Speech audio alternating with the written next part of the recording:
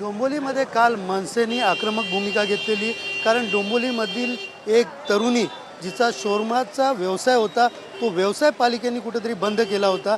नेमकं मनसेची ही काय भूमिका आहे आणि त्या मुलीचा रील थेट राज ठाकरेंनी तो रील पाहून त्या ठिकाणी मनसे कार्यकर्त्यांना पदाधिकाऱ्यांना तिच्याबरोबर भेट घेऊन त्या सगळ्या गोष्टीला पाहण्यास सांगितलेलं. नेमकं काय प्रकार आहे जाणून घेण्यासाठी आपल्यासोबत शोरमा लावणारी तीच व्यावसायिक आहे, तरुणी आहे, एकता सावंत. हिच्याकडनं आपण जाणून घेऊया. एकताजी, नेमका तुमचा व्यवसाय हा कुठं होता, कसला होता, किती वर्षापासून होता? माझा स्टॉल इथेच होता जिथे तुम्ही उभे आहेत आणि 2 वर्षापासून होता. गेल्या 1.5-2 वर्षापासून माझा स्टॉल इथे होता. तर 1.5-2 वर्षामध्ये खूप मला 4 जागेवर फिरवलं गेलं आहे, 4 जागेवर स्टॉल बंद केला गेला आहे. शेवटी मी इथे आली आणि इथून पण माझा स्टॉल सारखं बंद करत होते. काय कारण आहे तुमचा स्टॉल बंद करा? माझ्या इथे गर्दी होत होती जी बघवत नव्हती. लोकांना गर्दी होत होती, कोण ना कोण फोटो काढून टाकत होते, मग KDMC वाले त्याच्यावर ॲक्शन घेत होते.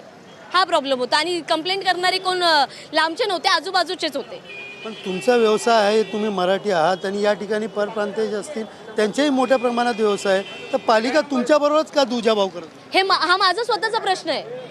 हा माझा स्वतःचा प्रश्न आहे. जर सर्वे कमवू शकतात तर मी का नाही? मी कुणाची कंप्लेंट करतेय का? मी कुणाचं नाव घेतेय का? नाही. तर मलाच का नाही करून देते तुम्ही? बाकी सर्वे करताय, मी का नाही करू शकत?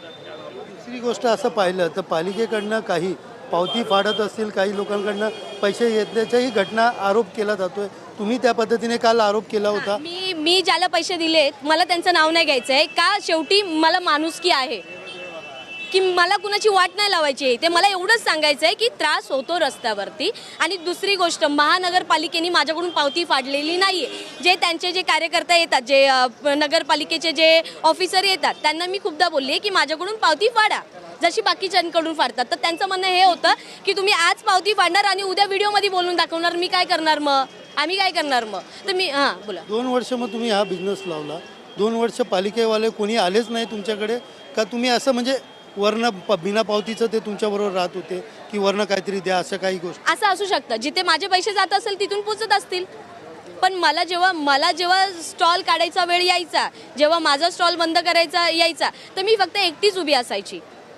ज्यांनी पैसे घेतले किंवा कोण मदतीला आहे किंवा कोण नव्हतं उभं माझ्यासोबत.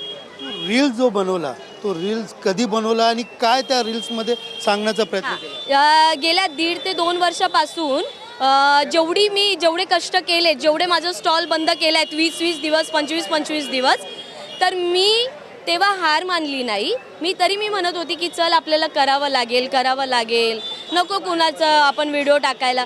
पण त्या दिवशी काय झालं, त्या दिवशी असं झालं की सेम डेला माझं 4,000 रुपयाचं नुकसान झालं. ते माझ्या डोक्यात खूप बसलं की मी रोज फ्रेश माल लावते, 4,000 रुपयाचा माल मी लावलाय आणि आल्या ते KDMC वाले आले बंद करायला. 6ला आले आणि रात्री 8ला आले.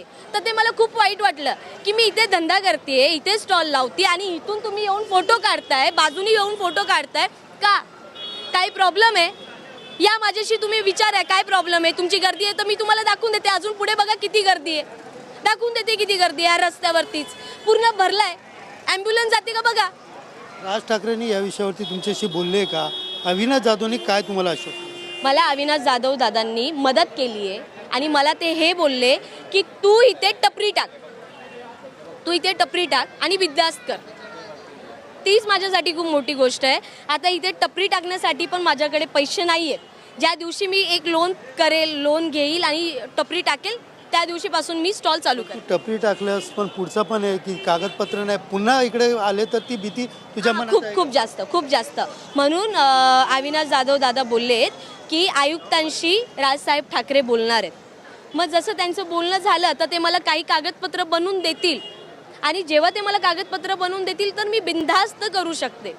दुसरीकडे पाहिलं तर हा पूर्ण परिसर हा सकाळपासूनच बघितलं तर परप्रांती फेरीवाले असेल सगळ्यापासून भरलेला आहे. तुला काय वाटतं की कारवाई तुझ्यावर केली तर सगळ्यांवरती झाली पाहिजे किंवा या ठिकाणचे जे फेरीवाल्यांचा रस्ता अडवले आहेत, पाऊलवाट अडवले आहेत, या सगळ्यांवरती कुठेतरी पालिकेने एका नजरेने पाहिलं पाहिजे?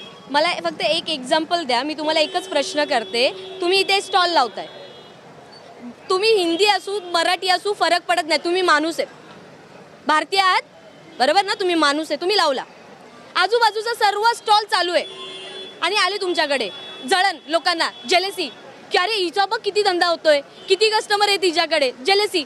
हे नाही बघत आहे की फक्त 50 रुपयाला विकतीये 80-90चा शोरमा, तो नाही बघत आहे कोण.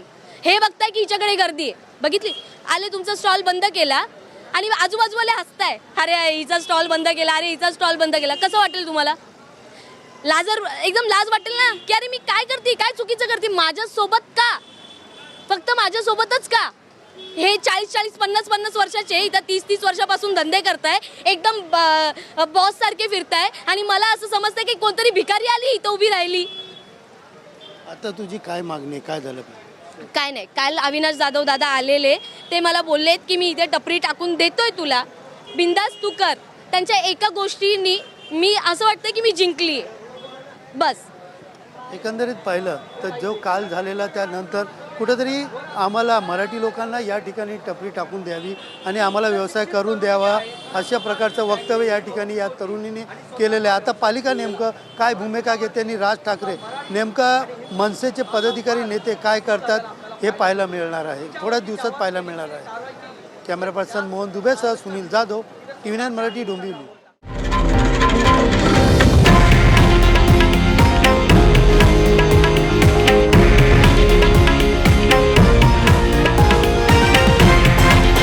हे आहे देशातील नंबर 1 न्यूज नेटवर्क आणि आपण पाहत आहात TV9 मराठी, एकमेव.